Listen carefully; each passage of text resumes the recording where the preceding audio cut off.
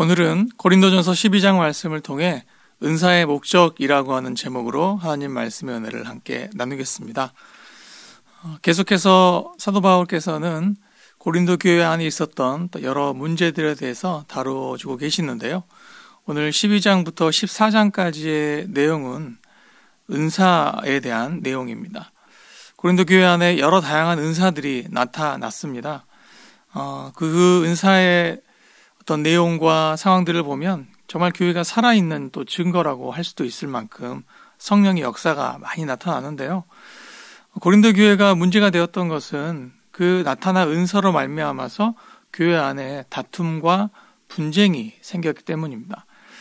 은사를 생각할 때 그것이 어떤 사람에게는 또 부러움의 대상이 될 수도 있고 또 어떤 사람에게는 또 공격의 대상이 될 수도 있었는데 고린도 교회 안에서 그렇게 서로서로 이렇게 파벌이 나뉘면서 분쟁과 분열과 다툼이 생긴 것이 가장 큰 문제가 된 거죠. 고린도 교회는 1장부터 보시면 바울파다, 아볼로파다, 심지어 예수파다 이렇게 해서 사람들이 파벌로 나뉘어서 많은 분열과 분쟁이 있던 교회였고요. 그래서 이렇게 좋은 또 은사가 나타났지만 역시 그 은사마저도 또 사람들로 하여금 또 싸우게 하고 다투게 하는 또 그러한 결과로 나타났습니다. 오늘 그 내용들을 함께 살펴보기를 원하는데요. 먼저 1절 말씀 같이 보겠습니다. 형제들아 신령한 것에 대하여 나는 너희가 알지 못하길 원하지 아니하노니. 자, 여기서 사도 바울은 신령한 것이라고 하는 말씀을 시작하시는데 이것은 사도 바울이 직접 먼저 시작하셨기보다는 이제 고린도 교회 안에서 사도 바울로 하여금 이제 편지를 써서 보냈을 것인데요. 교회 안에 이런 문제가 있습니다라고 이제 보고를 했을 때 그때 아마 신령한 것에 대한 문제가 있습니다라고 보고를 한 것으로 추측이 됩니다. 자, 사도 바울은 먼저 그 신령한 것에 대해서 고린도 교회 교인들이 반드시 알아야 한다라고 말씀을 하시죠. 알지 못하기를 원하지 아니한다라는 것은 이중부정인데 이것은 강한 긍정이잖아요. 이제 자, 이 신령한 것이란 건 무엇이냐 하면 이 단어 자체가 이제 당시 로마 또 헬라 시대에 많이 쓰이던 단어였는데 영적 현상을 부르는 말이었습니다. 사람들이 볼 때 이것은 어떤 영이 역사한 그것이 어떤 귀신의 역사이든 혹은 그들이 믿던 그 우상의 신들의 역사이든 어떤 영적인 현상이 나타났을 때 그것을 신령한 것이라고 이제 부르는 것이죠. 자, 그런데 교회 안에 이런 영적 현상들이 나타났고 그것을 고린도 교회 교인들이 목격을 했는데요. 그들이 생각할 때 이제 그 목격되는 그 내용, 그 사람들이 눈으로 볼 때 이것이 영적인 현상이다라고 생각할 수 있을 만한 내용 중에 가장 두드러진 현상이 바로 이 방언을 하는 현상이었습니다. 즉 이제 사람들이 방언을 하고 알아들을 수 없는 그런 말로 이렇게 기도하고 찬양하는 것을 보면서 이것이 정말 영적 현상이다. 이렇게 생각을 한 것이죠. 그런데 그 영적 현상이라는 것은 이 기독교 안에만 있던 것은 아니었습니다. 우리가 이제 신약시대의 여러 다양한 문헌들을 보면 우상을 섬기던 그 우상에 어떤 관련된 종교적 행사, 종교적 그런 이벤트 속에서도 영적 현상들이 일어났어요. 그러니까 방언을 하고 뭔가 사람들이 볼 때 이건 정말 놀랍고 신기한 그런 현상이다. 신령한 것이다 라고 생각할 만한 일들이 또 이방 종교 안에서도 일어났습니다. 이것은 비단 그 시대뿐 아니라 오늘날도 마찬가지죠. 오늘날도 이제 악령의 역사로 영적 현상들이 일어나죠. 우리가 이제 무당이 특별한 어떤 무당으로서의 일들을 행하잖아요. 뭐 작두를 탄달지 이런 그런 영적 현상들이 계속해서 목격이 됩니다.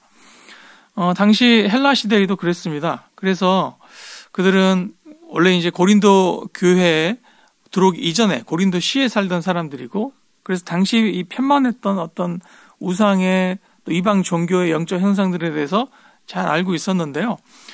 교회 안에 들어왔더니 교회 안에서도 이제 성령의 역사로 말미암아서 영적 현상들이 일어나죠.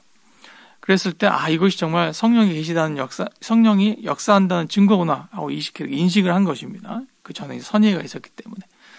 그래서 그것을 이제 너무나도 강렬한 체험이었고 현상이었기 때문에 누구나 그것을 이제 생각하고 또 추구했던 그런 모습이 보였는데 그것을 신령한 것이라고 이제 부른 것이죠. 신령한 현상이다. 그런데 사도 바울은 그것을 이름을 이제 바꿔서 불러주십니다. 사람들은 그것을 신령한 현상, 즉 이제 교회 밖에서도 목격이 가능했던 그런 영적 현상으로 불렀는데 사도 바울은 그것을 은사라고 부르시죠. 4절에 보시면 은사는 여러 가지나 성령은 같다라고 말씀하셔요. 즉 그것은 은사다. 은사는 뭐냐면 선물이거든요. 선물. 즉 하나님께서 주시는 선물임을 이렇게 말씀을 하십니다. 근데 그 은사의 종류가 여러 가지라고 하는 것을 먼저 말씀하시죠. 첫 번째는 성령의 은사는 굉장히 다양하게 나타날 수 있다고 말씀하시죠. 그런데 그 다양한 은사를 주시는 분은 누구시냐? 바로 한 분, 하나님, 한 분, 성령님이라고 하시는 겁니다. 그러니까 당시 고린도 교인들은 방언이 은사라고 생각했고 방언이 신령한 것이라고 생각했는데 사도 바울은 방언만 아니라 굉장히 다양한 은사들이 있다라고 말씀을 하시죠. 자, 두 번째 포인트는 성령께서 은사를 주시는 목적이 무엇이냐는 것인데 그것은 바로 유익하게 하려 합니다. 7절 말씀 보겠습니다. 각 사람에게 성령을 나타내심은 유익하게 하려 하심이라. 자, 이제 이 12장과 14장을 함께 보면은 그 유익하게 하는 대상이 바로 교회라고 하는 것을 알 수 있습니다. 교회를 유익하게 하시려고, 즉 교회 공동체를 유익하게 하시려고 성령 하나님께서 은사를 주신다고 하는 것입니다. 그렇다면 은사를 받고 난 다음에 은사 때문에 분쟁이 생기고 다툼이 생기고 분열해서 교회가 상처를 입고 교회가 다치는 것은 하나님이 기뻐하시지 않는 것이겠죠. 그래서 고린도 교회 교인들이 은사를 가지고 이런저런 분열이 생기고 다툼이 생겼던 것은 하나님이 기뻐하시는 것이 아니라고 하는 것. 즉 은사를 주신 목적 자체는 교회를 유익하게 하시려는 목적이지 교회를 어렵게 하시려는 목적이 아니라는 것을 말씀하십니다. 자, 그러면서 이제 사도 바울은 은사의 내용을 총 9가지로 간략하게 말씀을 하십니다. 8절부터 10절까지의 말씀을 보면 총 9가지의 은사가 나타나 있습니다. 자, 먼저 첫 번째 지혜의 말씀의 은사인데요. 이것은요, 하나님을 믿게 되는, 하나님에 대한 어떤 이제 구원의 과정 가운데 나아가게 되는, 하나님이 계심을 믿게 되는 그런 영적 지혜를 말씀하는 내용이고요. 두 번째 지식의 말씀의 은사는 뭐냐면 이제 성경 말씀의 진리를 더 깊게 이해하게 이렇게 해주는 은사입니다.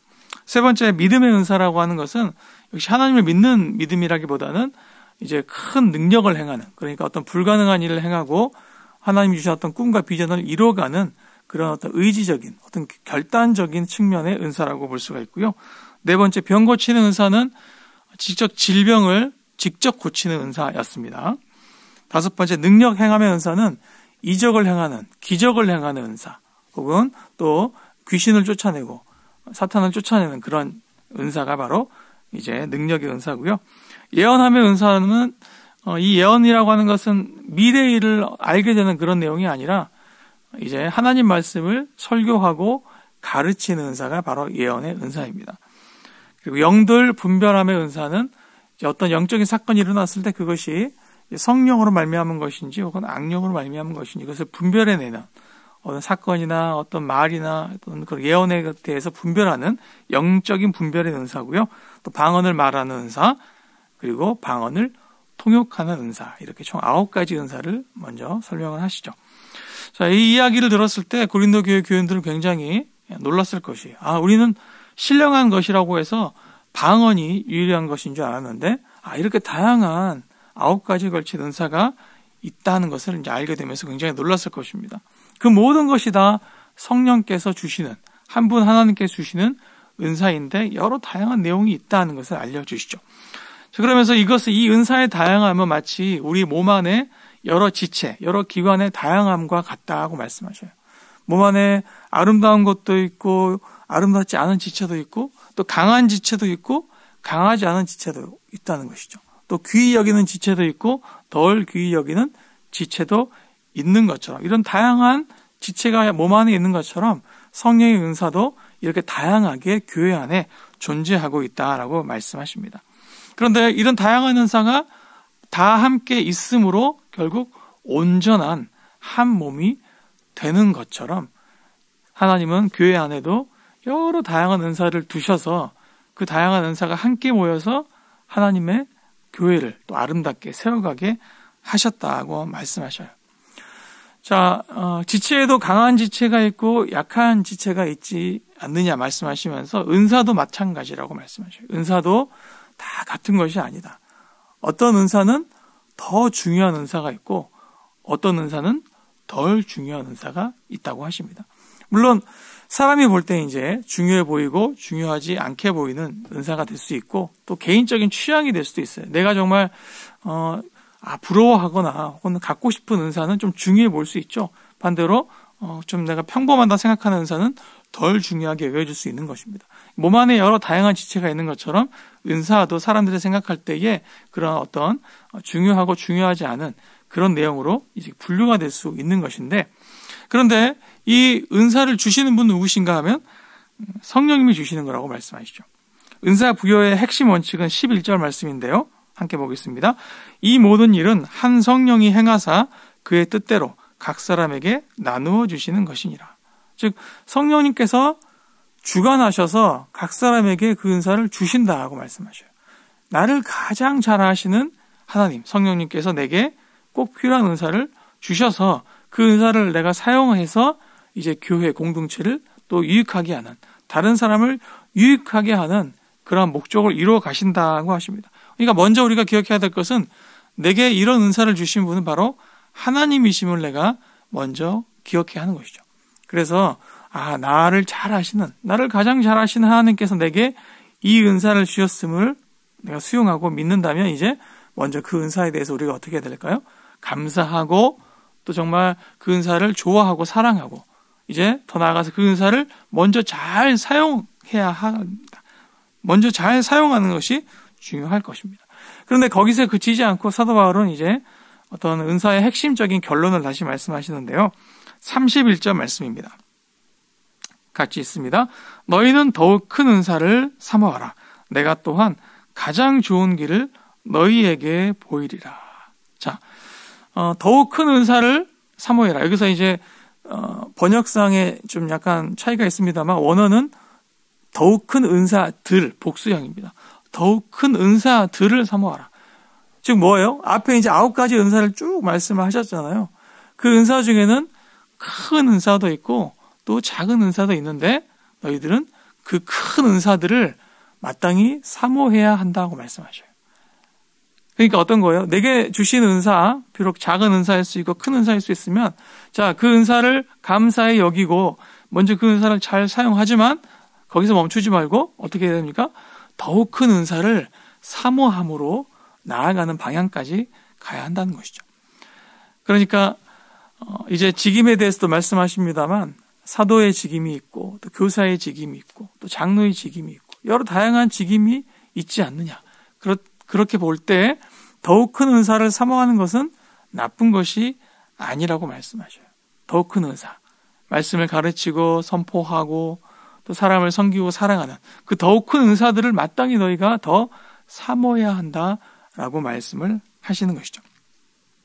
자, 그렇다면 우리가 은사를 사모할 때 자, 어떤 마음의 자세로 사모해야 되겠습니까? 우리가 이제 흔히 그런 경우가 있어요. 내가 좋아 보이는 은사를 보면서 야, 참 부럽다. 나도 저런 은사를 가지고 싶다. 가졌으면 좋겠다라고 생각을 하는데 자, 그렇게 은사를 사모하는 마음에 그 근본이 무엇인가를 잘 살펴야 됩니다. 단순히 그냥 그 사람이 멋져 보이고 멋있어 보이고 또 사람들이 정말 칭찬하고 좋아하니까 나도 저렇게 되고 싶다라고 생각해서 은사를 구하는 것은 이것은 잘못 구하는 것이죠. 왜? 은사의 목적은 무엇이라고 하셨어요? 교회를 유익하게 하기 위함입니다. 그렇죠? 그리고 더 큰 은사를 우리에게 하나님께서 주실 것인데 사도 바울이 31절 마지막에서 이렇게 말씀하셔요. 그 더 큰 은사를 우리에게 주시는 가장 좋은 길을 내가 너희에게 보여줄 것이다. 이렇게 말씀하십니다. 말해줄 것이다. 자, 이 내용이 바로 이제 13장으로 이어지잖아요. 고린도전서 13장 가장 유명한 장 바로 사랑에 대한 놀라운 찬가죠. 즉 하나님께서 더욱 큰 은사를 주시는 가장 좋은 길은 무엇이다라고 말씀하셔요? 바로 사랑이다라고 말씀하셔요. 사랑이다. 다른 사람을 사랑하기 위해서, 교회를 사랑하기 위해서, 교회 공동체의 유익을 위해서 더욱 큰 은사를 사모하면 하나님께서 기뻐하시면서 그 은사를 우리에게 주실 것이라고 말씀하십니다. 단순히 어떤 사람이 좋아 보이고 멋져 보이고 부러워 보여서 그 은사를 사모한다면 하나님은 주지 않으십니다. 그러나 내가 다른 사람을 섬기길 원하고 사랑하길 원하고 헌신하길 원하고 교회를 더 아름답게 세워가기를 원하는 마음으로 은사를 구하시면 하나님이 반드시 그 은사를, 더 큰 은사를 주신다고 하는 놀라운 선포입니다. 오늘 이 고린도전서 12장 말씀을 통해 하나님께서 먼저 우리에게 주신 은사에 대해서 우리가 감사해야 하겠습니다. 나를 가장 잘 아시는 하나님께서 내게 그 은사를 주셨음을 믿고 먼저 감사하고요. 그리고 이제 그 은사를 어떻게 해요? 잘 사용해야 합니다. 나의 유익을 위함이 아니라 교회의 유익을 위해서 그 은사를 먼저 내가 잘 사용하시면 하나님께서 이제 그 은사를 더 많이 개발시켜 주실 것이고, 그리고 나서 이제 우리가 더욱 큰 은사를 사모할 때, 단순히 부러움이나 혹은 우리가 좀 멋져 보여서 사모하는 것이 아니라 하나님 그 은사를 제게 주시면 제가 그 은사를 가지고 제게 맡기신 양떼를 섬기겠습니다. 그 은사를 가지고 다른 사람을 사랑하겠습니다. 그 은사를 가지고 교회를 더 유익하게 하겠습니다. 그러한 마음의 소원을 가지고 우리가 하나님께 간구할 때 하나님께서 더욱 큰 은사를 주신다고 하는 놀라운 약속이 오늘 고린도전서 12장 말씀을 통해 우리에게 주신 하나님의 약속의 말씀입니다. 하나님께서 우리에게 이 약속을 주시고 우리에게 주신 그 은사를 더욱 아름답게 사용하고 더욱 큰 은사를 사모하라고 하십니다.